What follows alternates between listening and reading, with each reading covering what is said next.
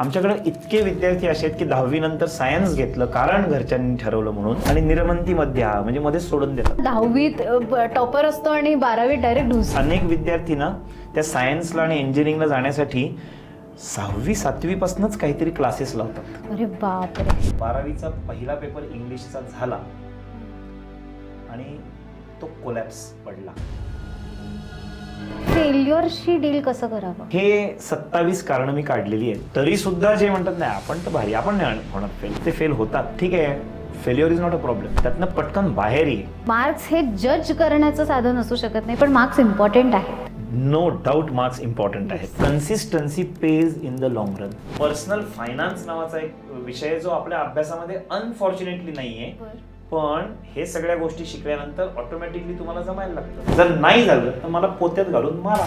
नवीनच ट्रेंड पाहिली की रात्री गुगल मीट करायची, स्क्रीन चालू असतो आणि मी माझा अभ्यास करते. हे असं ऍक्च्युअली घडतंय? हे घडतं. सगळ्यात जास्त वाह्यात एखादं कारण सांगा ना दिलेलं मुलाने. एका मुलीने मला फोन करून पण विचारलं होतं की सर अभ्यास होत नाहीये सध्या, काय प्रेमात पडलीस का? हो.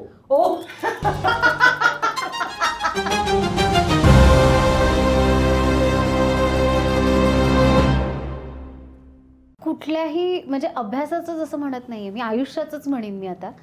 प्लॅनिंग करताना एक शॉर्ट टर्म आणि लॉंग टर्म असतं ना, तर ह्याच्यामध्ये फरक कसा करावा मुलांनी? वा, short term planning, long term planning correct. 10वी झाल्यानंतर त्यांना हा प्लॅनिंग करायला लागतो की मी करिअरमध्ये काय करणार आहे. हे झालं त्यांचं लॉंग टर्म प्लॅनिंग. बरोबर. आणि ते लॉंग टर्म प्लॅनिंग अचीव्ह करण्यासाठी मी हळूहळू कसे माझे एक एक गोल्स कम्प्लीट करत जाईन, हे झालं शॉर्ट टर्म प्लॅनिंग. बरोबर. तो मुलांना मी जनरली माझ्याकडे जेव्हा येतात तेव्हा पहिल्या 2-3 दिवसांमध्ये त्यांना हे 3 गोष्टी सांगतो की हे बघा, 3च गोष्टींवर तुमची सक्सेस अवलंबून आहे. एक आहे सत्कर्म म्हणजे गुड डीड्स, दुसरं आहे सदाचार म्हणजे गुड बिहेवियर, आणि तिसरं सत्संग म्हणजे चांगली कंपनी, गुड कंपनी. सत्कर्म जे आहे ते तुम्ही लोकांशी कसे वागतात त्यावर अवलंबून आहे, आईवडिलांशी, टीचरशी कसे वागतात त्याच्यावर अवलंबून आहे, फ्रेंडशी. सदाचार म्हणजे स्वतःशी बिहेवियर कसे वागतात त्याच्यावर अवलंबून आहे की तुम्ही शिस्त कशी लावली, सेल्फ डिसिप्लिन आहात का नाही त्याच्यावर अवलंबून आहे. आणि सत्संग म्हणजे तुम्ही कोणाबरोबर असता त्याच्यावर अवलंबून आहे. तर हे जे 3 सांगतो ना, हे सगळे शॉर्ट टर्म प्लॅनिंग मी म्हणतो. की तुम्ही सत्कर्म रोज करा. असं कोणी प्लॅन नाही करू शकत की हां मी लाईफमध्ये सत्कर्म करणार आहे. अरे रोजच्या चालण्या बोलण्यामधनं ती करायची असतात. सो हे सगळे शॉर्ट टर्म प्लॅनिंग आहेत. आणि एक लॉंग टर्म प्लॅनिंग ठरलेलं आहे आपलं की हे मला अचीव्ह करायचं आहे. त्या सक्सेसला पोचण्यासाठी हे 3 टप्पे गरजेचे आहेत. सो असं करत गरजेचं आहे सगळ्यांना की शॉर्ट टर्म प्लॅनिंग आणि लॉंग टर्म प्लॅनिंग. आणि मी असं सांगतो की तुम्ही वेळ घ्या, विचार करा. आम्ही ओरिएंटेशन दिलेलंच आहे की प्रत्येक प्रोफेशनमध्ये काय करायला लागतं आम्ही सांगतो तुम्हाला. Take your own time, ask questions की मी हे घेतलं तर काय होईल, ते घेतलं तर काय होईल. पण once you take the decision, stick to it. कारण असं आजकाल खूप बघितलं गेलंय की मुलं सुरू करतात आणि निरमंती मध्ये म्हणजे मध्येच सोडून देतात आणि मग चेंज करतात. बरोबर. आमच्याकडे इतके विद्यार्थी असे आहेत की 10वी नंतर सायन्स घेतलं कारण घरच्यांनी ठरवलं म्हणून, पण मला कधीच आवडलं नाही म्हणून ते 10वी नंतर 1 वर्ष कसे बसे काढतात सायन्स बरोबर आणि ते चेंज. अनेक लोक 12वी केल्यानंतर चेंज करतात, असे खूप लोक येतात. आणि मग त्यांना CA करायचं असतं. सो ह्या मुलांचा डिफिडन्स खूप भयानक असतो कारण त्यांना फेल्युअरचा फील आलेला असतो की मी हे नाही करू शकलो, मी ते नाही करू शकलो. आणि सध्या तर असं पण झालेलं आहे की अनेक विद्यार्थी ना त्या सायन्सला आणि इंजिनिअरिंगला जाण्यासाठी 6वी 7वी पासूनच काहीतरी क्लासेस लावतात. अरे बापरे. आणि ते 6वी 7वीचं जे छान चेअरफुल खेळण्याचं वय आहे त्याच्यात बर्डन सुरू होतं, स्ट्रेस आणि कोपिंग अप विथ एव्हरीबडी. ज्याला जमतं त्याला जमतं, ज्याला नाही जमत त्याचे हाल मी बघितलेले आहेत. म्हणजे मी विद्यार्थ्यांबरोबर फिरायला जातो, मला फिरायची आवड आहे म्हणून कधीतरी कॅम्पला गेलेलो असताना मला तिथं विद्यार्थी भेटले आणि मी तिथं ओळख नाही सांगत माझी की मी कॉमर्सचा टीचर, मी तिथं फिरणारा एक दादा म्हणून काका असं जातो. तर त्यांनी मला विचारलं काका तू काय करतो, म्हटलं अरे मी टीचर आहे कॉमर्सचा. हां कॉमर्सचा. मग त्यांनी माझ्याकडे लक्षच दिलं नाही असं. आणि ते मग आम्ही म्हणजे कसे आम्ही सायन्स करणार, आम्ही इंजिनिअरिंग करणार असं त्यांचं सुरू झालं. म्हणजे कॉमर्सला जाणार होते ते माझ्याशी कनेक्ट झाले, छान गप्पा वगैरे झाल्या. आमचा कॅम्प संपला, 10 दिवसांचा, सुट्टी संपली, जून महिन्यात क्लास सुरू झाला. समोर तेच इंजिनिअरिंगवाले मुलं क्लासमध्ये. म्हटलं तुम्ही? हो sir, we change the decision. म्हटलं वाय? नाही सर ते क्लासेसला गेलो आम्ही, मग लक्षात आलं की नाही आपल्याला नाही हे आवडत आहे, मग आता कॉमर्सच करूयात आपण. असे मी तरी म्हणेन हे वेळेत चेंज झालं, की वेळेत चेंज झालं. कॉमर्स सुरू करताना ते माझ्याबरोबर होते, पण जे सायन्सला जाऊन नंतर येतात त्यांची अवस्था खूप वाईट असते. आणि ह्याचा नक्की पालकांनी विचार करावा की खरंच असं गरजेचं आहे का पहिल्यापासूनच कॉमर्सला घालावं. काही पालक असे पण घालतात की आधी सायन्सला जा रे, तिकडनं चेंज करणं सोपं असतं, पण तू कॉमर्सला गेल्यावर सायन्सला जाणं शक्य नाहीये. असे पण खूप डिसिजन आहे. फाउंडेशनच गणलंय हे. बेसिक फाउंडेशन जर तयार नाही झालं तर बिल्डिंग काय बांधणार. बरं, फी असते भरपूर मोठी, पण आमच्याकडे कॅपॅसिटी नाही. म्हणजे इन जनरल मी म्हणते की केवढं, आणि त्यात तो एक असा डायरेक्ट ड्रॉप येतो ना, 10वीत टॉपर असतो आणि 12वीत डायरेक्ट ढूस. अगं खूप वाईट एक केस घडली. 10वी पर्यंत रोरिंग मार्क पडणारी मुलगी माझ्याकडे, 95+ वाली मुलगी 10वीत तसे पडले, 11वीत छान पडले, 12वीत बेस्ट पडले, मग सीए फाउंडेशनला बसली आणि फेल झाली. ते जे मगाशी ओव्हर कॉन्फिडन्स विचारलंस ना तू, त्याचं हे एक उदाहरण आहे. ती फेल झाली आणि फेल झाल्यानंतर तिच्या डोक्यात आलं की मी आत्तापर्यंत लाईफमध्ये कधीच फेल झालेली नाहीये, हे मी फेल झाले, सो मला नाही करायचं आता, इथनं पुढे मला करायचंच नाहीये. ती शिफ्टेड टू आर्ट्स, ती आता सायकोलॉजी स्पेशल करते. हे घडतं मुलांचं. सो त्यापेक्षा मी असं म्हणतो की तयार होत असतानाच मुलांना खास घळगे कळले तर फार बरं होईल. सर, फेल्युअरशी डील कसं करावं? जे कलामांनी सांगितलेलं आहे किंवा मोठ्या मोठ्या संतांनी पण सांगितलेलं आहे की failure is not a problem. फेल्युअरमधनं न उठणं हा प्रॉब्लेम आहे. त्यामुळे आपल्याकडे पण असं घडतं ना की फाउंडेशनला जे विद्यार्थी असतात सीए फाउंडेशन करताना की सगळेच पास नाही होत, पण मला सांगायला आवडेल की सीए इन्स्टिट्यूटचा रिझल्ट हा फक्त 19% आहे पासिंगचा, वेरॅज ॲम्बिशन्समध्ये आमचा पर्सेंटेज 50% आहे. की आमच्याकडे जे विद्यार्थी येतात त्यात ते 50% परीक्षा पास होतात, कारण आपण वातावरण तसं तयार करतो. पण त्यातले जे उरलेले आता 50% आहेत, वी डू कॉन्टॅक्ट देम.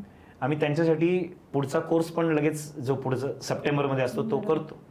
आणि ते करत असताना मी विचारतो की व्हॉट वेंट रॉंग, एवढं मला सांगा. म्हणजे बेसिकली पहिल्यांदा फाउंडेशन करत असताना पण मी त्यांचं असं लेक्चर घेतोय की हे 27 कारणं मी काढलेली आहेत की कशामुळे लोक फेल होतात. हे सांगितलेलं आहे वर्गात. मी 2 तासाचं लेक्चर घेतलेलं आहे, कारण 33 वर्षाचा उपयोग त्यांना काहीतरी व्हायला पाहिजे ना माझ्या. हे उदाहरण सांगितल्यानंतर एक विद्यार्थी माझ्याकडे आला आणि तो म्हटला, सर तुम्ही जे सांगितलं त्यात 13 एलिमेंट्समध्ये मी बसतो, 13 व्हरायटीजमध्ये मी बसतो, माझं तर काय होईल. म्हटलं तुला हे जाणीव झाली हेच खूप झालं. So you are ready before failure happens, so start working. आणि आय एम हॅपी की तो first attempt CA foundation pass झाला. तो पेढे द्यायला आला, तो म्हटला सर ते लेक्चर आठवते का. म्हटलं येस मला आठवते बा. सो हे रिझन्स दिलेली त्यांच्या समोर असतात ती रिझन्स की फेल्युअर कशाने माणूस होतो. तरी सुद्धा जे म्हणतात नाही आपण तर भारी, आपण नाही होणार फेल, ते फेल होतात. आणि ते फेल झाल्यानंतर आम्ही डायलॉग करतो त्यांच्याशी आणि त्यातनं त्यांना सायकोलॉजिकली मेनली बाहेर काढण्याचा प्रयत्न करतो की ठीक आहे failure is not a problem, त्यातनं पटकन बाहेर ये. आणि जे सक्सेसफुल होतात ना, पेढे द्यायला येतात, त्यांना मी सांगतो हा जो पेढ्याचा बॉक्स आहे ना तो संपला, आज घरी जाऊन संपवा, की विसरून जायचं की आपण पास झालेलो आहे, पुढचं अजून मोठं आहे, पुढचं युद्ध अजून मोठं आहे. तर त्यांनाही जमिनीवर आणणं खूप गरजेचं आहे. म्हणजे ऑल इज वेल जे आहे ना ते दोन्हीकडं वर्क करतं, की जे फेल झाले त्यांनाही सांगायला लागतं की बाबा ठीक आहे हे काही लाईफ संपलेलं नाही आहे इथे, इट इज जस्ट एक्झाम, मी पण झालोय फेल, त्याची एक्झाम्पल मी त्यांना सांगतो. डोंट वरी. आज तुम्हाला वाटते का की हा माणूस कुठं फेल झालाय, होतो, प्रत्येक माणूस फेल होत असतो, डोंट वरी. आणि जे पास झाले त्यांनाही जरा ओढायला लागतं की हवेत नका जाऊ, जमिनीवर राहा. सो फेल्युअरशी डील करताना हे खूप गरजेचं आहे की आपल्याला त्यांच्याशी कम्युनिकेट करायलाच लागतं, आई वडिलांनी पण आणि टीचरने. मला आता असं म्हणायचं की टीचरने स्टोरी टेलर असावं आणि टीचरने मोटिवेशनल स्पीकर. मला मुलं स्टँडअप कॉमेडियन पण म्हणतात, लिहून दिले त्यांनी की वर्गात असलं की स्टँडअप कॉमेडी बघितल्यासारखं वाटतं. अरे शिका सुद्धा म्हटलं काहीतरी. पण कसली बेस्ट कॉम्प्लिमेंट आहे. चांगलंय, त्यांना हसावंसं वाटतं वर्गात, हा खूप चांगला. मी पुन्हा आपल्या सेगमेंटवर येईन की आपलं बॉयज टॉक हे सेगमेंट आहे. तर मला ना एक असा जेनेरिक फरक समजून घ्यायचा आहे की मुली अभ्यास करताना आणि मुलं अभ्यास करताना ह्याच्यामध्ये काय डिफरन्स दिसतो सर तुम्हाला? आई शपथ, बेस्ट. मुलं अभ्यास करताना करू, होईल, जमेल, बघू, फ्युचर टेन्स मध्ये जगतात. मुलींना देवाने तयार करतानाच वेळ घेऊन तयार केलं असल्यामुळे त्यांच्यात सिन्सिरिटी नावाची गोष्ट भरलेली आहे आणि त्याच्यामुळे त्या I don't want to take a risk असं म्हणून त्या अभ्यास करतात. बरोबर. सो हा बेसिक फरक आहे त्यांच्यामध्ये. आणि मग आमचे एक सर खूप छान म्हणायचे की मुली आहेत ना अभ्यास करून पुढे जातात आणि मुलं त्यांना बघत बसतात, त्याच्यामुळे ते मागे राहतात. त्यापेक्षा मुलांनी सुद्धा त्यांच्याकडनं हे जर शिकले ना की सिन्सिअरली अभ्यास करा तर तेही त्यांच्याबरोबर पुढे जातील. तो फरक आहे हा. मग अशी ग्रुप स्टडी बद्दल बोलत होतो. आजकाल तर मी नवीनच ट्रेंड पाहिली की रात्री गुगल मीट करायची किंवा झूम मीटिंग करायची आणि सगळे त्या मीटिंगवर असतात, स्क्रीन चालू असतो आणि मी माझा अभ्यास करते, बोलत नाहीत कोणी एकमेकांशी. हे असं ऍक्च्युली घडतंय? हे घडतं. Oh my God. त्याचा मी चष्मदीत गवाह आहे. माझ्या घरात पण घडले. माझ्या घरात जेनझी आहेत 2. मी पाहिलेलं आहे घरामध्ये हे. आणि मग मी जाऊन सगळ्यांना हाय हाय जरा डिस्टर्ब करून आलो त्यांना. मला जाणून घ्यायचं होतं की काय काय करतायत हे. सर बाबा don't disturb, everybody study. Okay. So असंही ग्रुप स्टडी करतात. कोविड नंतरची पोस्ट कोविडची गिफ्ट आहे की यू आर स्टील टुगेदर. तुला जर रात्री असं म्हटलीस तू घरामध्ये की मी जाते ग्रुप स्टडी करायला, रात्री 9ला निघतेय आणि मी 1-2ला येईन, सोडतील का तुला? नाही. मग हा छान वे आउट आहे ना. पोरगी घरातच आहे आणि ग्रुप स्टडी चालू आहे. आई वडिलांसाठी पण ठीकच आहे. पण त्यांना फक्त एक सहारा लागतो असा सपोर्ट की मी अभ्यास करते, माझे ग्रुप पण माझ्याबरोबर अभ्यास करतोय. त्यांना ते पियर्स सपोर्ट मिळतं. ही नवीन पद्धत आहे सध्या. मला असंही कळलंय आई वडिलांकडनं, खास खबऱ्यांकडनं माझ्या, की होमवर्क जो दिला जातो ना तो सुद्धा असा सोडवला जातो की तू तिकडे सॉल्व्ह कर, मी इकडे सॉल्व्ह करतो आणि आपण वाचत वाचत बोलत बोलत सॉल्व्ह करू. पण हे कॉपी नाही झाली ना. हा म्हणजे ऍटलीस्ट चॅटजीपीटी पेक्षा बरं आहे. सो हे छान झालं. त्यांचा अभ्यास पण झाला, मुलं घरातच होती आणि सगळं छान आहे. काही मुलं म्हणजे आता मी थोड्याशा ना सायकोलॉजिकल गोष्टींवरती येईन. काही मुलं मोटिवेटेडच नसतात अभ्यासासाठी. म्हणजे त्यांना अभ्यास करायचाच नसतो. त्यांना येतो का, त्यांना कळत नसतं का, त्यांना इंटेंट नसतो का, असं काही नाही. त्यांना मोटिवेशन नसतं. असं तुमच्या बाबतीत असं कधी घडलंय का की ही अशी केस की बाबा त्याला पुशच एवढा करावा लागतो की त्याला करायचंच नाहीये? खूप छान अभ्यास केलायस तू आज. मी अभ्यासपेक्षा मी आत्मपरीक्षा आणि तू मला करायला भाग पाडतेस. Average student.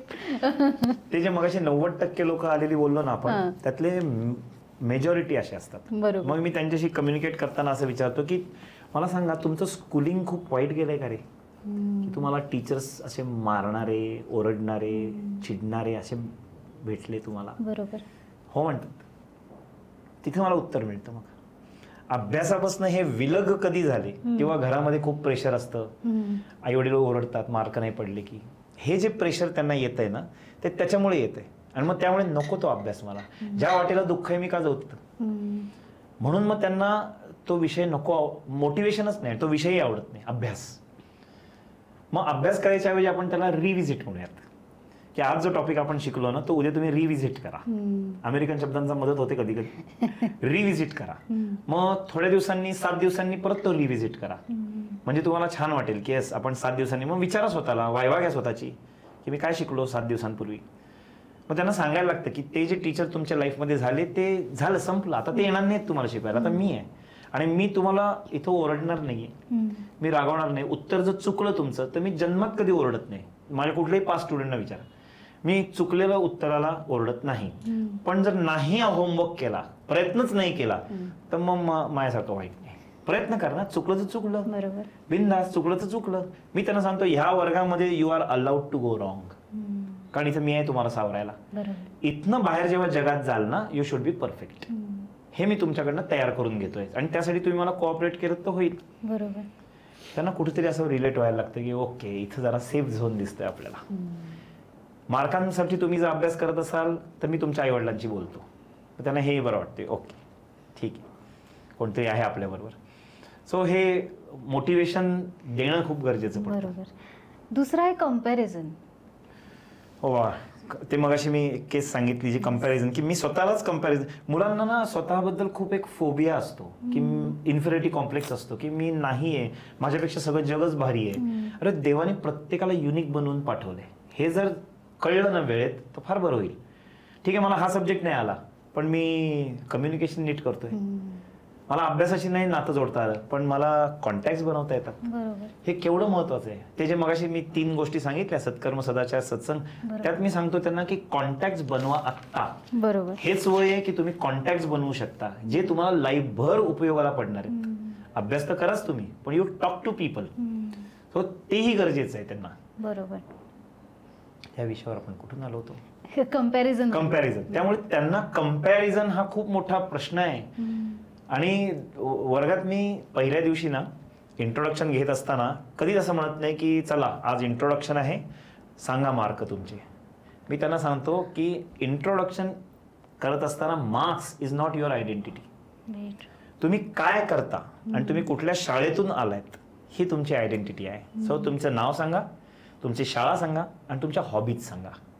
त्याच्यातनं मी ओळखून घेईन की तुम्ही कसे आहात. आणि मला सांगायला खूप आनंद वाटतो की त्या सगळ्या विद्यार्थ्यांमध्ये कोणीही असा मला म्हातारा सापडत नाही. सगळेजण असे एनर्जेटिक आहेत आणि सगळे काही ना काहीतरी हॉबी करतायत, स्पोर्ट्स करतायत, लँग्वेज शिकतायत, डान्स शिकतायत. I am so happy. आणि अशा यंगस्टर्स बरोबर, एनर्जेटिक लोकांबरोबर वर्षभर मला काम करायचंय याचा मला आनंद होतो. हेच त्यांना सांगतो की ओके, मला एवढंच बघायचं होतं की कोणी म्हातारं नाही माझ्या वर्गात. त्यामुळे त्यांना हे कळू दे की marks is not your identity. ज्यांना सांगायचे असतात त्यांना जरा वाईट वाटत असेल पण ज्यांना सांगायचं कसं सांगू असं ते they are happy with me. So माझं त्याच दिवशी बॅक बेंचर्सशी नातं जोडलं जातं कारण मी स्वतः लाईफमध्ये बॅक बेंचर होतो. बरोबर. त्यामुळे बॅक बेंचिंग मध्ये काय घडतं, स्टोऱ्या, चिठ्ठ्या, सगळं माहिती आहे आम्हाला. म्हणजे मला हे थोडंसं तिथेच घेऊन गेलं की शाळेमध्ये ही गोष्ट म्हणजे डी हा वर्ग हुशार. ओके. असं आमच्या शाळेत असायचं की डी तुकडीतली विद्यार्थी किंवा पहिल्या ए बी तर मराठी मीडियम असायचे, सी डी तर सी मधले आणि डी मधले हुशार असं एक असायचं. तर किंवा मग बॅक बेंचर्स आले की पुढे बसणारे कायम हुशार. म्हणजे एक्सपोर्टचे आंबे वेगळे आणि इथल्या खाण्याचे आंबे वेगळे असं त्यांनी सेग्रिगेशन केलेलं आहे. पण हेच एक्झॅक्टली क्लासमध्ये घडत नाहीये आणि ही किती छान गोष्ट आहे. येस, तू छान ऑब्झर्व केलंस. ही क्लासमध्ये ना ऍडमिशन जे आम्ही देतो ते मार्कांवर नाही देत किंवा क्लासेस सुद्धा जे केलेत ते मार्कांवर नाही केलेले. कारण माझा तसा ऍज अ टीचर अनुभव सॉर्ट ऑफ थोडासा वेगळा आहे, वाईट होता पूर्वीचा. त्यामुळे मी माझ्या क्लासमध्ये ऍडमिशन देत असताना मार्कांवरून नाही देत. First come first serve. ज्याला अभ्यासाबद्दल आधी जागृत झालाय तो पटकन येऊन माझ्याकडे ऍडमिशन घेतो. बस मी त्या क्रायटेरियावर ऍडमिशन देतो. बरोबर. त्यामुळे अनेक पालक असे पण आहेत की मुलगा 10वीत असतो, ऑक्टोबर नोव्हेंबरमध्येच येतात ते आणि म्हणतात की आम्हाला पुढच्या वर्षीची ऍडमिशन घ्यायची. म्हटलं प्लीज असं करू नका, मला गिल्ट वाटते त्याची की मी आत्ताच तुमचं बुक करून टाकायचं तुम्हाला. Not good. तुम्ही त्यांची 10वीची परीक्षा संपली ना की मग या, मग आपण ऍडमिशन करू. So that is a good point की त्याला वेळ पण मिळतो की मला सायन्सला जायचं का कॉमर्सला जायचं नक्की, म्हणजे ते शिफ्ट होत नाही नंतर. बरोबर. सो हे आम्ही करतो की मार्कांवरनं नाही कोणाला जज करायचं. त्याच्या येऊ दे त्यांना, कधी जाग आली आहे, कधी अवेअरनेस आला की मला क्लास लावायचा, मला शिकायचंय, ते येऊ दे. First come first.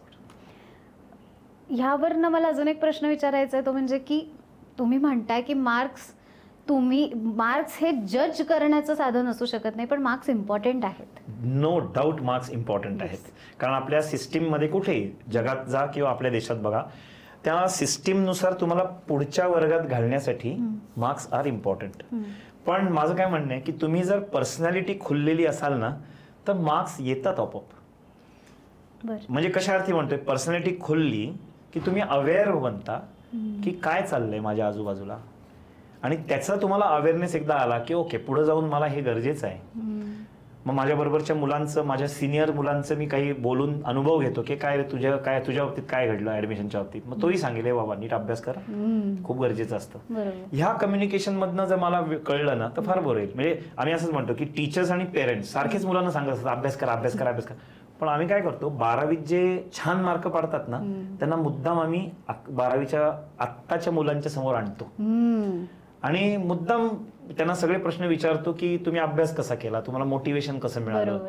आणि ते जेव्हा हे सांगत असतात ना की मला ना असं असं करून मला म्हणजे आई वडिलांच्या डोळ्यामध्ये मला रिस्पेक्ट दिसतो, मला चांगले मार्क पडले त्याचा, मला फॅमिलीनी एवढं डोक्यावर घेतलेलं मला आठवत नाही गेल्या 10वी पर्यंतच्या लाईफमध्ये. हे सांगितल्यावर समोरच्या मुलांचे चेहरे बघण्यासारखे असतात की अरे आम्ही हेच तर समजून सांगत असतो तुम्हाला, पण त्यांच्याशी रिलेट करतात. त्यांच्या सिनियर्सनी त्यांना सांगितलं ना की त्यांना ते कळतं. मग ह्याच बेसिसवर मार्कांचं सुद्धा जर सिनियर्स कडनं आलं, पर्सनॅलिटी माझी डेव्हलप होतीये आणि मी कम्युनिकेट करतोय आणि त्यातनं मला कळलं की अरे पुढे असं लागणार आहे बरं का, बरोबर, आय बिकम सिरियस. मला माझ्या मुलीचं आठवतंय, ती शाळेमध्ये होती, अनेक गोष्टी करत होती, ॲथलेटिक्स, डान्स, फ्रेंच, सगळं हे सगळं करत असताना तिला अभ्यासाप्रती एवढा नव्हता ओढा. पण जेव्हा तिला तिच्या मैत्रिणींकडनं असं एक पुश मिळाला की करायला पाहिजे अभ्यास, she started working like it was a magic for her. म्हटलं छान, मैत्रिणींकडनंच जर येत असेल तर आपल्याला पेरेंट म्हणून ते विलनिश काम करायची गरज नाही. सत्संग इज इम्पॉर्टंट. मला म्हणजे सिनियर्सशी बोलणं वॉज अ थिंग माझ्या काळात. म्हणजे आम्ही इतके सिनियर्सशी बोललोय, म्हणजे आणि रेकमेंड पण केलं जायचं की तू सिनियरशी बोल. हा, आणि पुन्हा तेच की तो एक दुवा असतात मधला, कारण त्यांना त्यांची पण साईड माहिती असते आणि आपली पण साईड माहिती असते. मी असं काय म्हणतो माहितीये का, मी मुलांना सांगतो बघा, मी काही खूप ब्रिलियंट स्टुडंट नव्हतो, मी घासू होतो की अभ्यास करून करून करून करून करून मार्क पडतात, ह्या मताचा मी आहे. तो ते नाही का विहिरीमध्ये पाणी आपण असं दोरीने ओढत जा असू ना, म्हणजे रहाट गाडगं नाही त्याला, पण असं नुसतं ओढतोय आपण, तर तिथं जो दगड असतो ना त्याला सुद्धा थोड्या दिवसांनंतर असा बेचका तयार होतो. किंवा असं जर पाहिलं असेल की दगडावर एक थेंब थेंब थेंब थेंब पाणी जर पडत असेल तर थोड्या दिवसानंतर तिथं खड्डा पडायला लागतो त्याला. मी त्या प्रकारचा स्टुडंट आहे की घासून घासून घासून अभ्यास येतो डोक्यात. बरोबर, नाही कळलं मला पहिल्यांदा शिकवल्या तो इट्स नॉट बॅड. सो तसं मी मुलांना सांगतो की तुम्ही अशा प्रकारे विद्यार्थी असाल तरी चालेल, काय हरकत नाहीये. खूप ब्रिलियंट असायला पाहिजे असं नाहीये. बरोबर. त्यामुळे तुम्ही सिनियर्सशी बोला, त्याच्यातनं तुम्हाला जे मिळेल ते घ्या आणि त्यातनं पुढे जा. सो ब्रिलियंट, देवाची कृपा असते ते ब्रिलियंट असणं, पण जे ॲव्हरेज स्टुडंट्स आहेत त्यांनी लोकांशी बोलून कम्युनिकेट करूनच मोठं होणं गरजेचं आहे. आणि I think here comes consistency.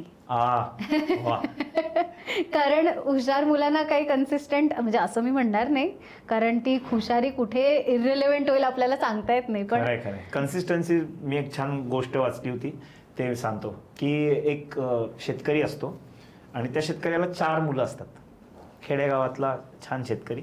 आणि असं आकाशवाणी होते की ह्या गावामध्ये पुढचे 4 वर्ष पाऊस पडणार नाहीये.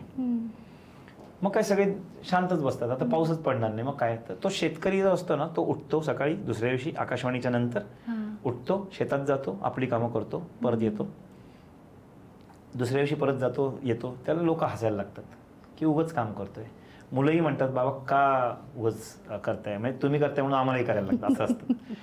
सो नका करू हे काम असं. तो म्हणणार नाही, देवाने मला ते काम दिले, मला करायला पाहिजे. तिसऱ्या दिवशी असं करत राहतात. शेवटी त्याची ती कष्ट बघून देवाला दया येते आणि देव तिथं पाऊस पाडतो. So consistency pays in the long run. कोविडच्या नंतर सुद्धा हेच घडलं. कोविडसाठी आपण सगळे घरामध्ये बसून होतो, तर घरात बसून होतो त्यामुळे काय करणार आपण, हातावर हात ठेवूनच बसायचं होतं. द फर्स्ट मोमेंट त्यांनी लॉकडाऊन बंद केला, मी बाहेर पडलो, कारण मला तो शेतकरी आठवत होता. आणि मी माझ्या क्लासमध्ये, आमच्या अख्ख्या बिल्डिंगमध्ये फक्त मी आणि माझे बाबा दोघंच होतो. ते यायचे माझ्याबरोबर आणि मी लेक्चर घ्यायचो ऑनलाईनच, पण घरातनं घ्यायच्या ऐवजी ऑफिसमध्ये जाऊन, आणि तेच लेक्चर करायचं, पण घराच्या ऐवजी बाहेर पडायचं.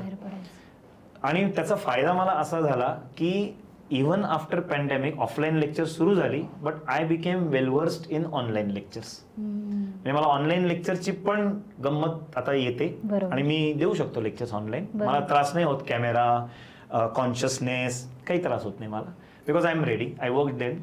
सो मला फायदा होतो. So consistency pays in the long run. हेच मुलांमध्ये इम्बाईब करायचा प्रयत्न मी करत असतो. आमचं अटेंडन्स मी घेतो फिजिकली, जरी बायोमेट्रिक मशीन असलं तरी सुद्धा अटेंडन्स फिजिकली. आणि मी असं करतो की अटेंडन्स पूर्ण भरला ना की ज्या विद्यार्थ्यांनी फुल अटेंड केलेलं आहे, 100% अटेंडन्स, त्यांना मी आपलं एक साधं 10 रुपयाचं चॉकलेट देतो, नाव अनाऊन्स करून, उभं करून. त्यांना माहित नसतं की मी चॉकलेट देणार आहे, मी काही अनाऊन्स नाहीच केलेलं आहे, पण त्यांना इतका आनंद होतो. आणि त्यांना मी हेच सांगतो की consistency pays in the long run. मी असंही वाचलं होतं की एखादा माणूस 10 वर्ष कन्सिस्टंटली काम केलं की त्याच्या लाईफमध्ये छान सुबत्ता येते. एखादा 20 वर्ष काम करतो मग सुबत्ता येते, अजून सुबत्ता येते. The magic happens after he works for 30 years consistently. So 30 वर्ष तुम्ही ते काम करत राहता आणि मग तुम्हाला मजा यायला लागते. ते पूर्वी 30 इयर्स का एक्सपिरियन्स आहे बाबा असं पूर्वी एका सिरियल मध्ये असायचं. तर तसं आहे, 30 वर्षाचं काम कन्सिस्टंटली केलं की तुम्हाला मजा यायला लागते. मला वाटतं जॉबमध्ये पण असंच आहे. त्यामुळे रोज कामावर येणं इज अ थिंग. नाही पण मी त्यात सांगतो ना, त्यात ऑप्शन दिले जातात ना की तुम्ही ऑनलाईन करा किंवा ऑफलाईन करा. डेंजर आहे ते, हॉरिबल आहे. सर सगळ्यात जास्त वाह्यात एखादं कारण सांगा ना दिलेलं मुलाने, की ह्याच्या पलीकडे म्हणजे मला आता काय बघायचंच राहिलेलं नाही, असं काही वाह्यात कारण दिलं गेलंय. मला एक खूप वाईट छंद आहे की जर कोणी ऍबसेंट राहिलं तर विचारायचं का ऍबसेंट राहिला. कारण मला कारण गोळा करायला आवडतात, माहितीच सगळी पण गोळा करायला, त्यांना रिअलाइज करून द्यायला आवडतं. होमवर्क का नाही केला त्याची पण कारणं ऐकायला मजा वाटते. तर होमवर्क का नाही केला, विसरलो, पहिलं कारण. म्हटलं अरे असं कसं करून चालेल, झालं. अजून पुढं का नाही आम्ही आउटिंगला गेलो होतो आईवडिलांबरोबर, फार्म हाऊसवर गेलो होतो, मग नाही येता आलं म्हणून ॲबसेंट होतो, म्हणून होमवर्क नाही झाला. तिसरा सर हॉटेलमध्ये जेवलो, मग नाही हॉटेलमध्ये जेवलो, पोट बिघडलं, फूड पॉयझनिंग झालं म्हणून होमवर्क नाही केला. अरे म्हणजे अशी काहीच्या काही कारणं लोक देतात. काल पाऊस खूप पडला, मग त्याचं होमवर्कशी काय कनेक्शन नाही. मी बॅग बाहेर ठेवली होती, भिजली, हे बघा सर सगळी शाई फिसकटली असं दाखवली. म्हणजे किती बिनधास्त असतात मुलं असं मला वाटायला की ही जनरेशन बिनधास्त झालेली आहे. आणि त्यांना जसं घरात ए बाबा असतो तसंच बाहेर ए टीचर, काय नावाने बाहेर बोलत असतील मला माहित नाही, पण ए टीचर सापडल्यामुळे किंवा तो फ्रेंडली असल्यामुळे बिनधास्त कारणं सांगतात. एका मुलीने तर मला फोन करून पण विचारलं होतं की सर अभ्यास होत नाहीये सध्या. म्हटलं काय प्रेमात पडलीस का. हो. But that is so genuine. तिला वाटलं बोलावं असं. I welcome it. तिला डिमीन नाही करत त्यासाठी किंवा जज पण नाही करत. आणि 12वीचे 10 दिवसांनी परीक्षा होती. म्हटलं हे बघ 10 दिवसावर परीक्षा आहे, तू होल्ड कर. तुम्ही सध्या मोबाईलच्या जमान्यामध्ये आहात आणि तुमच्याकडे मल्टिपल ऑप्शन्स आहेत कम्युनिकेट करण्याचे. सध्या नको, 10 दिवस फक्त तू लक्ष दे. आणि ती टॉपर मधली होती. सो डिस्ट्रॅक्शन झालं की सगळं हलणार ना. मग असे पण आहेत, म्हणजे वाह्यात नाहीये हे कारण, पण मुलांना ते महत्वाचं आहे ना त्यावेळेचं, त्यांच्यासाठी ते महत्वाचं आहे. बापरे, त्यांच्या शूज मध्ये उतरून पण विचार करणं गरजेचं आहे. मला म्हणजे याच्याबद्दल फार क्युरिओसिटी आहे की त्याच्यावर तुमचं उत्तर म्हणजे तुम्ही अवाकच झाला की हो अपेक्षितच नव्हतं. काय घडलं, गंमत अशी घडली की मी ऑफिसमध्ये, म्हणजे 2 ऑफिसेस, एक माझं केबिन आणि एक सगळ्यांबरोबर बसण्याचं ऑफिस. आणि मी बसलो होतो सगळ्यांबरोबर, तेव्हा फोन आला. स्टाफ होता, माझी आई तिथे मदतीला येते ती बसलेली होती, अजून 2 टीचर होते, सगळे होते. आणि तेवढ्यात फोन आला आणि मी विचारतो का प्रेमात पडलीस का. सगळेजण काम सोडून कान टवकारले, काय चाललंय, व्हॉट नेक्स्ट. मुलांच्या लाईफ मध्ये घडतं, ते बोलायला येतात. त्यामुळे वाह्यात नाही, पण त्यांच्या दृष्टीने ते महत्वाचं आहे. पण म्हणजे हे जे आई बाबा मोबाईल बॅन वगैरे करतात मुलांचा, कारण आता हा प्रश्न यायला लागलाय, तेव्हा तर काय मोबाईल वगैरे हातात नसायचेच. पण तो काळ खूप छान होता बरं का, जेव्हा मोबाईल कोणाकडेही नव्हता आणि फक्त माझ्याकडे होता. तेव्हा मुलं खूप अटॅच्ड होती माझ्याशी. आजही आहेत, पण फरक पडलाय त्याच्यात. सो मोबाईलचं बॅन करण्यापेक्षा मी मुलांना सांगेन, माझ्या सगळ्या मित्रमैत्रिणींना, की बॅन करावं लागावं अशी वेळच का आणता. आपण कॉमर्सचे स्टुडंट आहोत, कॉमर्सच्या माणसाला ना मॅनेज करता आलं पाहिजे, सगळं मॅनेज करता आलं पाहिजे. म्हणजे मोबाईलमध्ये सुद्धा आजकाल आहे ना डिजिटल वेलबिंग, त्याच्यात टायमरची सोय आहे. मी लावलेत माझ्या याला, सगळ्यांनाच आपल्याला मोबाईल शिवाय काय होतंय का आजकाल.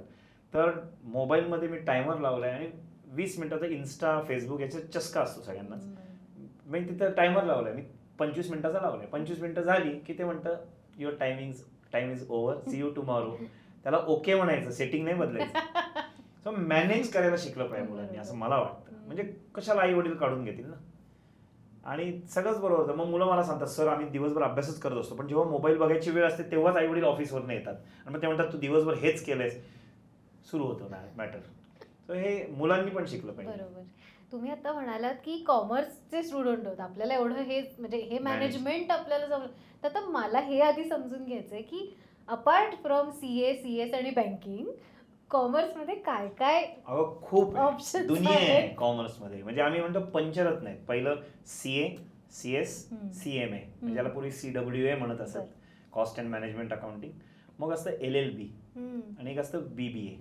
LLB म्हणजे वकील. वकील. 12वी नंतर ओके. 5 वर्ष तुम्ही शिकायचं आणि मग वकील बनता, किंवा ग्रॅज्युएशन नंतर 3 वर्षाचा कोर्स करून बरोबर. LLB वकील होता येतं.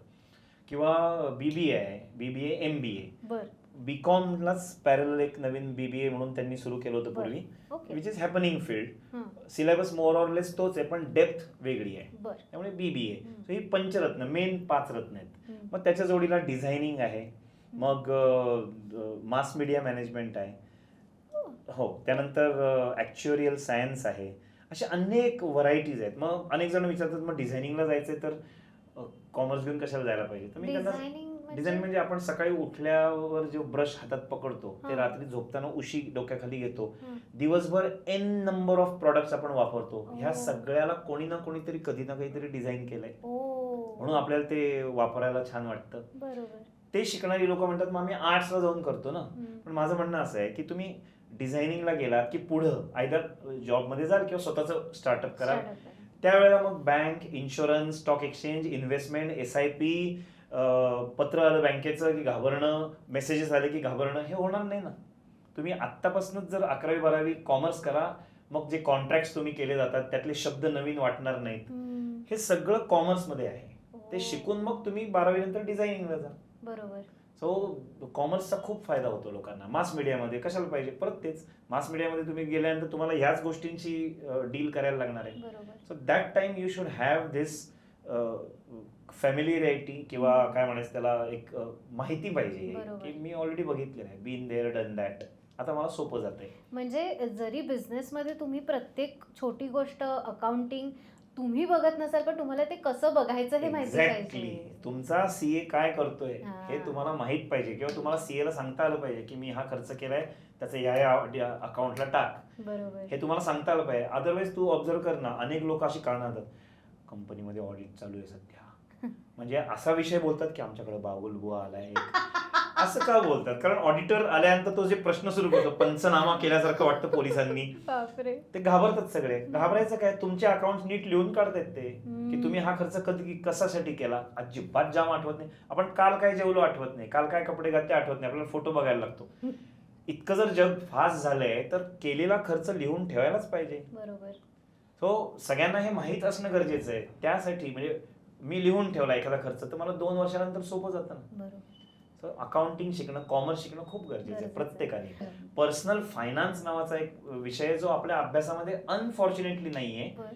पण हे सगळ्या गोष्टी शिकल्यानंतर ऑटोमॅटिकली तुम्हाला जमायला लागतं की मी माझा पैसा कसा मॅनेज करू. बरोबर. खूप पैसे आले, असाइनमेंट केली, खूप घनलाभ झाला, त्याचं करायचं काय, हे कळण्यासाठी कॉमर्सची मदत होते. बरोबर. आणि हे किती इम्पॉर्टंट आहे, कारण तुम्ही जसं मगाशी म्हणालात की हे तुमचे खर्च लिहून ठेवणं हे लिटरली रोजच्या जीवनातलं तुमचं एक क्रिया असली पाहिजे, करेक्ट. जी आपण करत नाही आणि जिथे ती शिकवली जाते तिथे आपण जात नाही असा प्रॉब्लेम झालेला आहे. यावरनं अजून एक गोष्ट मला आठवते, की आठवते म्हणण्यापेक्षा मी ऑब्झर्व केली की हल्लीची मुलं ना 12वी झाल्यानंतर त्यांचं स्वतःचा एक स्टार्टअप सुरू करायची त्यांना फार हे असते, इच्छा असते, आणि मग त्या दृष्टीने ते प्रयत्न करतात. कधी कधी म्हणजे मला माहीत नाही आता कितपत सक्सेस होतं, पण बरेचदा असं होतं की ते थोड्या दिवसापुरतं टिकतं आणि त्याच्यानंतर ते बारगळून जातं.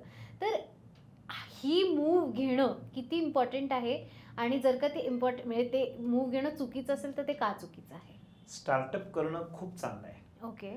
मी माझ्या एक्झाम्पलवरून म्हणतो. मी माझे आजोबा, माझे वडील सगळेजण नोकरदारच होते ना, पण माझ्या गुरूंनी ढकललं म्हणून मी या वाटेला आलो. तो स्टार्टअपच होता, हा शब्द तेव्हा नव्हता, पण तो स्टार्टअपच होता. बरोबर. माझं असं म्हणणं आहे, startup is always good. Okay. फक्त it should be backed by an experience. म्हणजे 12वी नंतरचे विद्यार्थी एकदम स्टार्टअपची भाषा करायला लागतात, तेव्हा असं विचारावं असं वाटतं, बाळा तुला अनुभव किती आहे? तू 2 महिने कोणाबरोबर तरी काम केलंस, त्यातून तुला असं वाटलं नाही मग मी पण पैसे कमवू शकतो ना. बरोबर. स्टार्टअप करण्यामागची मेन सगळ्यांची भूमिका हीच असते की मी काम करतोय त्याला पैसे मिळत आहेत, मग मी माझं काम करतो, मी पैसे कमवतो आणि स्टार्टअप सुरू होतात. बरोबर. त्याच्यापेक्षा थोडासा वेळ घ्या, तुम्हाला खरंच कशामध्ये काम करायचं हे जाणून घ्या and then do the startup. Right. आणि मग त्याला घरचे सुद्धा बॅकिंग देतील. बरोबर. आणि आजकाल मी म्हटलं तसं छान काळ चालू आहे, घरचे बॅकिंग देत आहेत, आई वडील सुविद्य आहेत, धन आहे त्यांच्याकडं, दे कॅन हेल्प यू. बरोबर. आणि आजकाल घरांमध्ये एकच बाळ असतं, त्याला उभं करणं हे आई वडिलांची जबाबदारी असं त्यांनी समजून घेतलेलं आहे, which is good. Right. So खत पाणी सगळं छान आहे, फक्त टायमिंग चुकलं नाही पाहिजे. बरोबर. But I am for startup. Lovely. आपण पुन्हा एकदा 12वीवर येऊया की 12वीचे जे स्टुडंट्स असतात ते एकतर मला हा नेहमी प्रश्न म्हणजे मी स्वतःवरनं पुन्हा हे विचारते की 12वीत माझ्या बाबतीत असं झालं होतं की मी वर्षभर अभ्यास केला नाही आणि त्यावेळेला आम्हाला असं होतं की आम्हाला प्रत्येक पेपरच्या मध्ये मिनी वेकेशन होती आणि ती म्हणजे त्याचं काही खरं म्हणजे हे चुकीचं आहे कारण ट्रॅकच राहायचा नाही आणि असं व्हायचं की अरे संपत का नाही आहे परीक्षा पटकन. पण त्या गोष्टीचा मी फायदा असा करून घेतला की मी त्या मिनी वेकेशन्समध्येच अभ्यास केला कारण मला तसा बघायला गेलं तर फार इंटरेस्ट नव्हता आणि तो जो मी अभ्यास केला तो मात्र मन लावून केला आणि मी 76% मिळवले. पण मला हे नक्की म्हणजे ही पद्धत चुकीची होती हे मलाही माहिती आहे किंवा मला याची जाणीव आहे. पण मग योग्य पद्धत काय आहे? तुला ह्यानंतर आई वडिलांनी एक वाक्य नक्की सुनावलं असेल की एवढ्याशा दिवसात काम करून तुझं 76% पाडले, तर जर वर्षाच्या सुरुवातीपासून केलं असतं तर किती पडले असते. पण माझ्या आई बाबांना माहितीच नाहीये की मी वर्षभर अभ्यास केला. You are successful. नाही, पण मला हे नक्की विचारायला आवडेल की वर्षाची सुरुवात 12वी ह्या वर्षाची सुरुवात झाल्यापासून आपण आपला दिवस किंवा त्या मुलांनी तो त्यांचा दिवस प्लॅन कसा केला पाहिजे. छान. समर्थांनी सांगितलंय दिसा माझी काहीतरी ते लिहावे, प्रसंगी अखंडित वाचित जावे. किती छान सांगितलंय की दिसा माझी every day you have to write something. हो, लवली. आणि प्रसंगी जेव्हा वेळ येईल अखंडित वाचित जावे. जेव्हा परीक्षा जवळ येईल तेव्हा लिहिण्यात वेळ घालवू नका, वाचा. बरोबर. 1600 मध्ये कधीतरी सांगितलेली गोष्ट आहे जी अजूनही करेक्ट आहे. बरोबर. सो कॉमर्सच्या मुलांनी, सायन्सच्या मुलांनी, आर्ट्स सगळ्यांनीच रोज थोडा थोडा थोडा थोडा अभ्यास करावा. जे तू आता म्हणलीस तसं की ते जे सिनियर येऊन सांगतात ना त्यात ते हे पण सांगतात की आम्हाला अकाउंट्सला ना 10 दिवस सुट्टी होती, इकॉनॉमिक्सला ना 15 दिवस सुट्टी होती, मग आम्ही वगैरे वगैरे. तर ह्या मुलांना हे ऑलरेडी कळलेलं असतं की परीक्षेमध्ये खूप गॅप असणार आहे. मग प्लॅनिंगच सुरू होतं की मी ह्या विषयाचा आत्ता नाही अभ्यास करत, त्यावेळी करतो. जे तू आत्ता बोललीस तेच exactly. So you are representative of the students. तर त्यापेक्षा ना थोडा थोडा थोडा थोडा मी म्हणतो 3 तास रोज, 3 तास कॉमर्सचा अभ्यास केला ना रोज 3 तास, तर त्यांना परीक्षेच्या आदल्या दिवशी अभ्यास नाही केला तरी ते चालतं आणि चांगले मार्क पाडू शकतात. पण 3 तास कन्सिस्टन्सी पेज. बरोबर. सो रोज 3 तास अकाउंट्स, मॅथ्स, त्यानंतर फॉरेन लँग्वेज आणि एक IT म्हणून सब्जेक्ट आहे, इन्फॉर्मेशन टेक्नॉलॉजी. ह्या विषयांचा जर त्यांनी रोज पाऊण तास अभ्यास केला ना, मोर दॅन इनफ. 6 पैकी 4 सोय झाली. आता राहिले theoretical subject, English, economics, organization commerce, ज्याला तू मग अशी बिझनेस स्टडीज म्हटलीस तोच. ह्या विषयांचं काय करायचं तर ठरवून घ्यायचं की आज मी 2 तास इकॉनॉमिक्स करणार आहे, झाले ना 3 तास अभ्यास. उद्या मी 2 तास ते एक्स्ट्रा जे आहेत ना ते मी OC, ऑर्गनायझेशन ऑफ कॉमर्स करणार आहे. मग थिअरी असेल तर पुढचा सेक्रेटरी प्रॅक्टिस करणार आहे. म्हणजे थिअरी प्लस सॉल्व्ह करण्याचे प्रॉब्लेम्स. असं करत जर गेलं ना तर प्रत्येक आठवड्याला तुमचे सगळे 6च्या 6 सब्जेक्ट पुढे जातात. तुम्हाला at the end of the week आपणच भगवान वाटायला लागेल की मी सगळं केलेलं आहे, परफेक्ट चाललंय, मला टेन्शनच नाही. मग ते टेस्ट आल्यानंतर आदल्या दिवशी 2-2, 3-3 वाजेपर्यंत जागणं कशाला पाहिजे. अनेक पालक मला सांगतात अहो तो रात्रभर जाऊन अभ्यास करतो बरं का, पण ना पाडतो तो मार्क. म्हटलं अहो मॅडम ते आदल्या दिवशी काय केलं ते नाही, 6 महिने काय केले ते महत्वाचं आहे. बरोबर. सो तसा जर अभ्यास केला ना पहिल्यापासून तर खूपच. आणि तो आता म्हटलीस की दिनचर्या कशी असावी, तर मला असं स्पष्ट वाटतं की प्रत्येक स्टुडंटनी आर्ट्स, कॉमर्स, सायन्स कोणीही, अगदी त्यांच्या पालकांनी सुद्धा, प्रत्येकाने अगदी सिंपल गोष्ट सांगतो मी, रोज 12 सूर्यनमस्कार, 15 मिनिटं प्राणायाम आणि 15 मिनिटं मेडिटेशन, एवढे 40 मिनिटं स्वतःसाठी द्यावीत. ठीक आहे, तुम्हाला व्यायाम करायला वेळ नाहीये, तुम्ही खूप बिझी आहात, मोदींपेक्षाही खूप बिझी आहात, मी समजू शकतो. पण एवढे पाऊण तास जर दिला ना स्वतःसाठी, बघा काय मस्त होईल. मी मुलांना हेच सांगतो की तुम्ही करून तर बघा, करून तर बघा. आणि एका महिन्यानंतर मला सांगा तुम्ही. जर नाही झालं तर मला पोत्यात घालून मारा. ओपन इन्व्हिटेशन दिले मी. एवढं सांगून काही विद्यार्थ्यांना वाटते की येस बोलतोय तर ऐकून बघावं. काही मुलं मला लिटरली 3 आठवड्यानंतरच सांगतात सर फरक पडलेला आहे. काही आई वडील फोन किंवा मेसेज करून सांगतात सर फरक पडलेला आहे. आणि वातावरणच बदलून जातं घरातलं सगळं. एका आईंनी मला असं सांगितलं की तो नाही करत पण मला सवय लागली. उत्तम. कोणीतरी घरात करायला लागलं. जसं आपण म्हणतो घरची स्त्री जर शिकली तर अख्खं घर शिकतं तसं होईल. तुम्ही करायला लागलात आपोआप सगळे करायला लागतील. तर ही मजा आहे. ही दिनचर्याची सुरुवात इथनं होते. की सकाळी पाऊण तास स्वतःला द्या आणि मग दिवस एन्जॉय कराल तुम्ही लाईक एनिथिंग. पण सध्या प्रॉब्लेम असा आहे की आपण झोपतोच रात्री उशिरा, कारण सगळे त्याच वेळी ऑनलाईन असतात. दिवस नसतो सगळ्यांकडे. मग रात्री लेट झोपलं की उठायला उशीर होतो. मग आपण क्रायसिस मॅनेजमेंट सारखी क्लास किंवा कॉलेजला जातो किंवा ऑफिसेसना जातो. त्याच्यापेक्षा जरा स्वतःसाठी वेळ द्या, थोडं लवकर उठा आणि एवढे 40 मिनिटं स्वतःसाठी द्या. सूर्यनमस्कार करायला हार्डली 10 मिनिटं लागतात. 12 सूर्यनमस्कार नाव घेत म्हणायची. आणि युट्यूब आहे, युट्यूबवर भरपूर अवेलेबल आहे. कोणीही काही आजकाल क्लासला जायची पण गरज नाही. आणि गेलात तर अजून छान. योगासनाचा क्लास केला तर अजूनच उत्तम. Nothing like it. सो हे माझं म्हणणं असं की दिनचर्येमध्ये पहिल्यांदा हे बसवा. सगळा दिवस स्मूथली पुढे जाईल. तुम्हाला कळणार पण नाही दिवस कसा पुढे गेला.